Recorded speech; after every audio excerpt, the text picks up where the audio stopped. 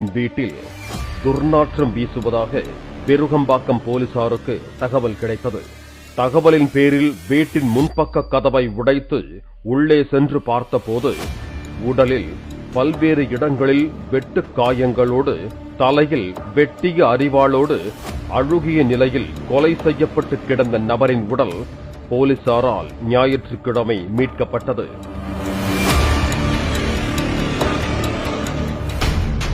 விசாரணையில் கொலை செய்யப்பட்டு கிடந்த நபர் ஆதம்பாக்கத்தை சேர்ந்த வழக்கறிஞரான கார்த்திக் வெங்கடேஷ் என்பதும், இவர் முக்குலத்தோர் புலிப்படை கட்சியில் வழக்கறிஞர் பிரிவு மாநில இணைச் செயலராக பொறுப்பில் இருப்பதும் தெரிய வந்தது. இந்த கொலை சம்பவம் அந்த அடுக்குமாடி குடியிருப்பில் வசிப்போர் மத்தியில் பெரும் அதிர்ச்சியை ஏற்படுத்தியது. பிரேத பரிசோதனைக்காக கே நகர் இஎஸ்ஐ அரசு மருத்துவமனையில் வைக்கப்பட்டிருந்த வழக்கறிஞர் வெங்கடேஷ் உடலை பார்த்த முக்குலத்தோர் புலிப்படை கட்சியின் தலைவர் கருணாஸ் அவரது குடும்பத்தினருக்கு ஆறுதல் தெரிவித்துவிட்டு புறப்பட்டு சென்றார்.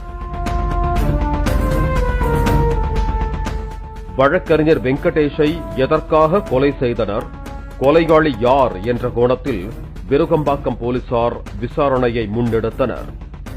குறிப்பாக 4 தனிப்படைகள் அமைக்கப்பட்டு கொலையாளிகளை பிடிப்பதற்கான முயற்சி மேற்கொள்ளப்பட்டது. ஏராளமான சிசிடிவி காட்சிகளை ஆய்வு செய்தனர்.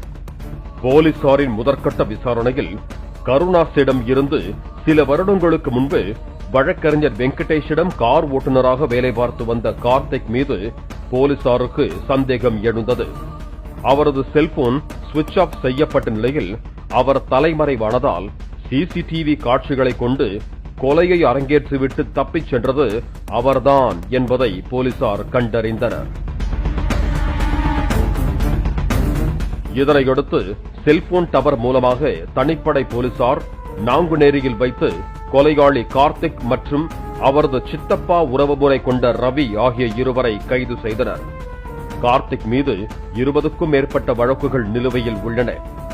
கைது செய்யப்பட்ட இருவரிடம் நடத்தப்பட்ட விசாரணையில் வழக்கறிஞர் வெங்கடேஷ் இறந்து கிடந்த வீட்டை உத்தரகுமார் என்பவர் கொளத்தூரை சேர்ந்த நபரிடம் வாடகைக்கு எடுத்த நிலையில் அவருடன் இணைந்து திருநெல்வேலி நாங்குநெறியை சேர்ந்த கார்த்திக் என்பவரும் உடன் தங்கி இருந்ததாக கூறப்படுகிறது. உத்தரகுமார் பரமக்குடி நீதிமன்ற வாயிலில் வைத்து கடந்த மார்ச் 7ஆம் தேதி வெட்டி படுகொலை செய்யப்பட்ட நிலையில் கார்த்திக் மட்டும் அந்த வீட்டில் வசித்து வந்துள்ளார். கடந்த சில வருடங்களுக்கு முன்பு முக்குலத்தோர் புலிப்படை தலைவரும் நடிகருமான கருணாசிடம் கார் ஓட்டுநராக பணியாற்றி வந்த கார்த்திக் நாங்குநேரிக்கு சென்று தொடர்ச்சியாக வழக்கில் சிக்கி சிறைக்கு சென்றுள்ளார். அப்போது கார்த்திக்கை வழக்கில் இருந்து விடுவித்து வெளியே கொண்டு வரவும் குண்டாஸ் உள்ளிட்ட வழக்குகளை உடைக்கவும் வழக்கறிஞர் வெங்கடேஷ் உதவி செய்துள்ளார்.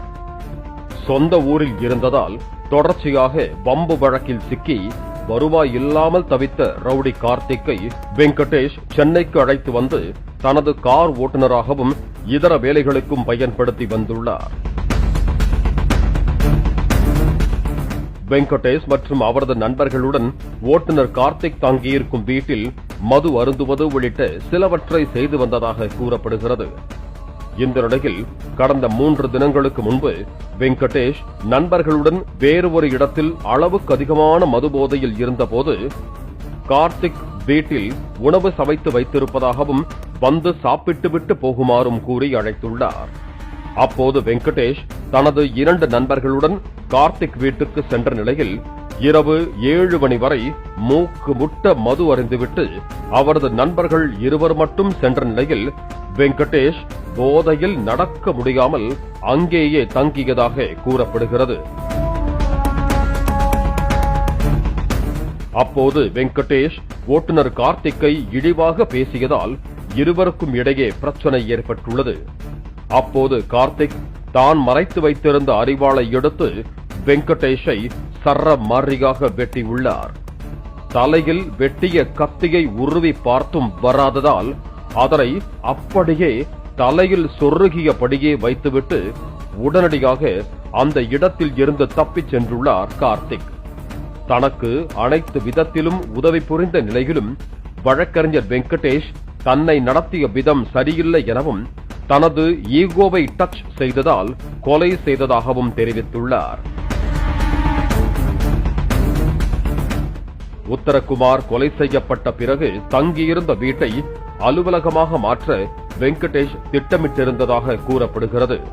அதற்காக 2 லட்சம் அட்வான்ஸ் தொகை கொடுத்திருப்பதாகவும் அதில் 45,000 ரூபாயை கொலையாளி கார்த்திக் கொடுத்திருப்பதும் மீதமுள்ள தொகையை உயிரிழந்த வெங்கடேஷ் மற்றும் உத்தரகுமார் ஆகியோர் கொடுத்ததாகவும் கூறப்படும் நிலையில் கார்த்திக்கை தங்கக்கூடாது என தெரிவித்ததால் இருவருக்கும் இடையே மனஸ்தாபம் இருந்து வந்துள்ளது.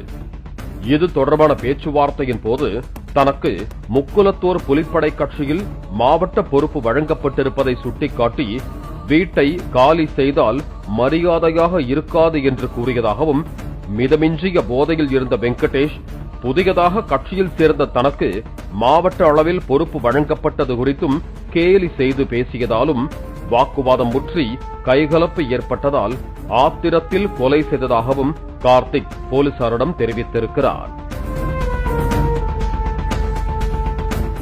ஏற்கனவே முக்குலத்தோர் புலிப்படை போஸ்டர் ஒட்டியதில் வெங்கடேஷ் புகைப்படத்தை பயன்படுத்தாமல் தனக்கு மேல் பொறுப்பில் உள்ளவர்களின் புகைப்படத்தை பயன்படுத்தியதால் கட்சியினர் முன்பாக வெங்கடேஷ் தன்னை தாக்கி அசிங்கப்படுத்தியதாகவும் தொடர்ந்து தன்னை இழிவுபடுத்தும் நோக்கில் செயல்பட்டதால் வெறியோடு வீட்டில் இருந்த கத்தியை எடுத்து வெட்டி கொலை செய்துவிட்டு தப்பியதாகவும் வாக்குமூலம் அளித்திருக்கிறார். தனது சித்தப்பா உறவு முறை கொண்ட ரவி உள்ளிட்ட நண்பர்களை வரவழைத்து வெங்கடேஷை நிலம்